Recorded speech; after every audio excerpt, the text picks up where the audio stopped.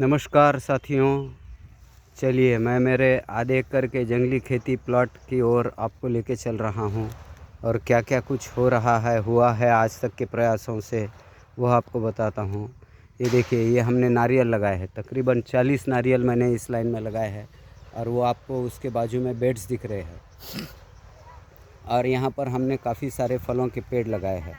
और ये जो पेड़ है ये हमारे यहाँ महाराष्ट्र में इसे आपटा कहते हैं और दशहरे को, आने वाले दशहरे को इसे हम सोना बोल के एक दूसरे को बांटते हैं।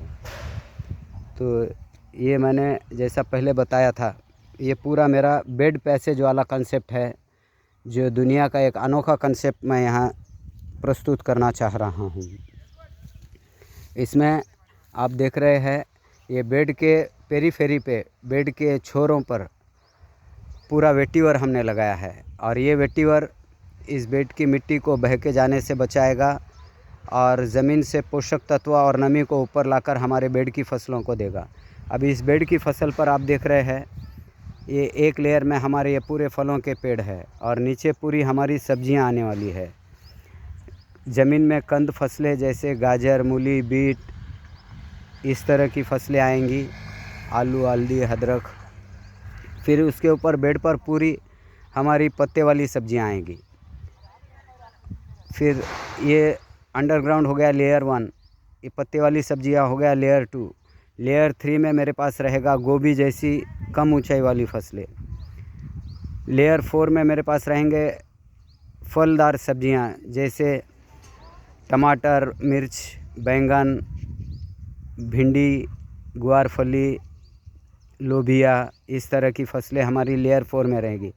लेयर 5 में अभी यहाँ क्या करूँगा, मैं ये बेड की छोर जहाँ जहाँ वेटीवर लगा है इसके अलॉन्ग मैं बाम्बू खड़े करूँगा या एरंड जैसी फसल जो सीधी बढ़ती है वो लेकर उसे जाली बांध दूँगा।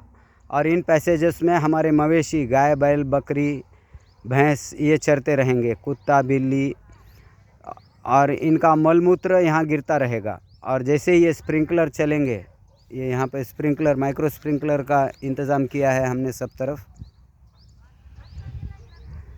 तो इसके पानी से ये मलमूत्र हमारी धरती में चले जाएंगे और अंदर की जो जीव सृष्टि है उसे पोषण देते रहेंगे और उसे सक्रिय करेंगे। और वह जीव सृष्टि फिर हमारे फसलों को पोषण देगी, नीचे से इन फसलों को लगने वाला अनाज लेकर आएगी, पोषक तत्व लेकर आएगी। इस तरह की विचारधारा से मैंने ये bed passage system combined with animal grazing सोचा है। तो फिर यहाँ पर हमारे ये फसलों, ये जो पेड़ दिख रहे हैं फलों के, इनके साथ साथ बड़े बाम्बू लग जाएंगे और ये 2 बेड के बड़े बाम्बू के बीच में मैं जाली बांध दूँगा, ट्रेलिस, जिस पर हमारी बेल वाली फसलें चलेगी, जो इसे हल्की सी छाया भी देगी, वातावरण को ठंडा भी रखेगी और नमी भी प्रदान करती रहेगी। इस तरह की विचारधारा से मैंने ये बेड पैसेज का नियोजन किया है।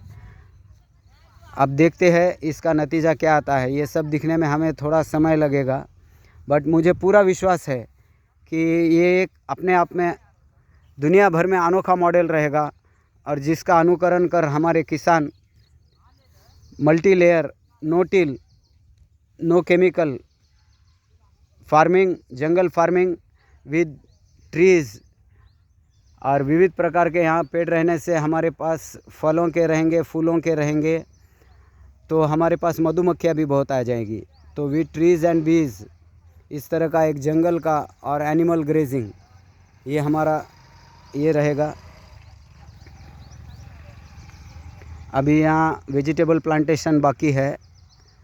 अभी हम थोड़ा इरिगेशन सिस्टम को अपग्रेड कर रहे हैं और इरिगेशन सिस्टम मेरे पास 2 तरह से है। एक तो ये माइक्रो स्प्रिंकलर्स है, ये ऑटोमेटिक चल जाएंगे, और दूसरा ये मैनुअल भी मैंने प्रोविज़न रखी है कि हमें किसी एक पौधे को यदि सिंचाई कम गिर रही है, सिंचन कम गिर रहा है, तो हम पाइप से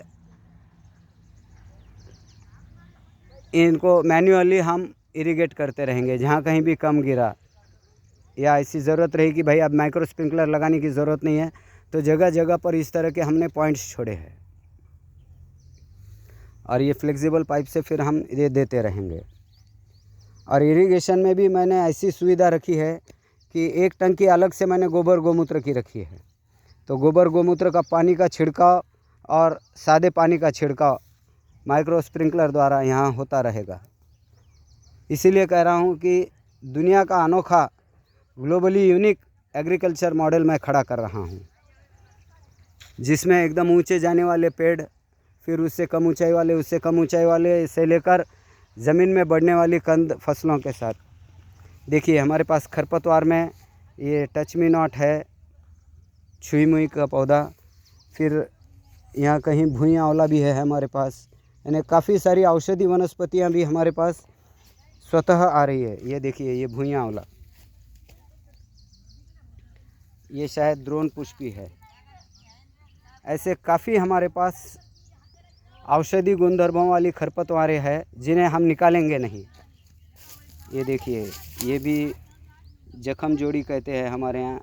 जख्म हो जाने पर इसे ये किया जाता है और डॉक्टर खादरवली इसका काढ़ा लेने कहते हैं, पेट के अल्सर और जख्मों को ट्रीट करने के लिए। ये रोज़ेला, ये आम, ये भिंडी लगी है। ककड़ी अभी हमारे पास बहुत अच्छी तरह से आ रही है। मेरा स्टाफ मुझे दिन में से 3-4 ककड़ियाँ तो ऐसे ही खिला देता है।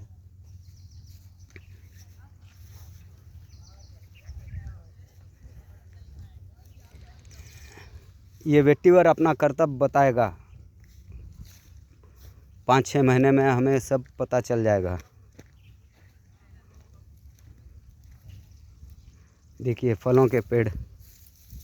और इस बाउंड्री पे मैंने पूरे जंगल में आने वाले, हमारे पहाड़ों और जंगल में आने वाले स्थानीय प्रजाति के पूरे मेरे प्लॉट में लगभग 200 पेड़ लगाए हैं। 150 फल के पेड़ है। और यहाँ पर पहले से आए हुए, जैसे ये नीम, जहाँ जो जैसा बढ़ रहा है हम बढ़ने दे रहे हैं, हम किसी को कट नहीं कर रहे हैं। अभी ये पूरा प्लांटेशन बाकी है। ये पूरा प्लांटेशन हो जाने के बाद इसका नज़ारा देखने के लिए हमें 6 महीने का अवधि लगेगा। देखिए हमने पपीते लगाए हैं, बहुत कुछ लगाया है।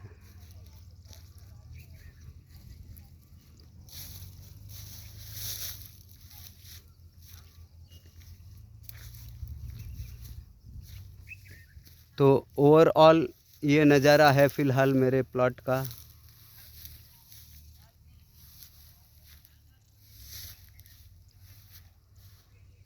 आप अपनी राय व सुझाव अवश्य दें ताकि मैं इसे और अच्छा कर सकूं। धन्यवाद।